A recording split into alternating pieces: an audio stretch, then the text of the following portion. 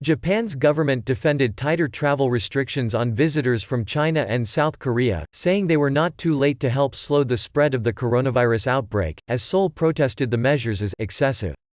The decision was the result of a comprehensive review of the information available about the situation in other countries and the effects of other measures, chief government spokesman Yoshihide Suga said at a news conference on Friday.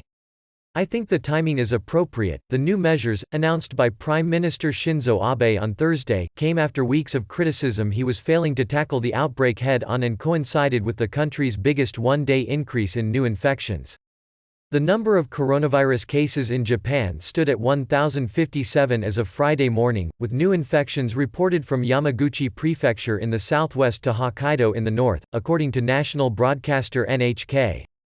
Kyoto reported a doctor in his 20s in the eastern region of Sagamihara had also caught the virus, which has killed 12 people in Japan and more than 3,000 globally since first detected in China late last year. The rapid spread of the disease has raised doubts about whether Tokyo will be able to host the Olympics this summer, but the government has been insistent in recent days that the competition will begin as scheduled on July 24. Starting Monday, people arriving from China and South Korea will be quarantined for 2 weeks at designated sites. Japanese nationals will also be subject to the measures, Suga said. From Saturday, the government will also bar entry to people who have been to areas of South Korea and Iran with high infection rates.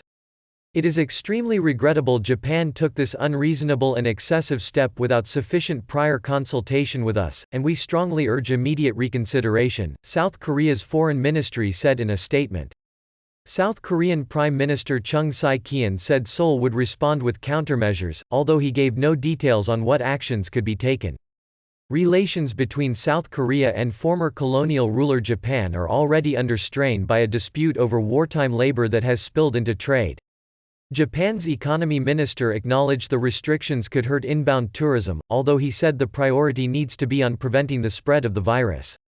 The quarantine steps could have a negative impact on tourism in the short term, but the number of tourists from China has already significantly dropped, Yasutoshi Nishimura told reporters on Friday.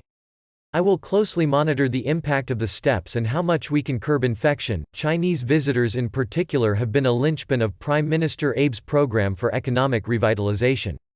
In a statement, Nishimura said the virus is having a major impact on the economy, and policy makers will take necessary and ample measures without hesitation. The Bank of Japan may take steps this month to ensure companies hit by the outbreak do not face a financial squeeze before the March end of the current fiscal year, according to sources familiar with the central bank's thinking. Japan faces the risk of its first recession in nearly 5 years, with local residents also curbing spending and many businesses forced to stay closed because of the outbreak.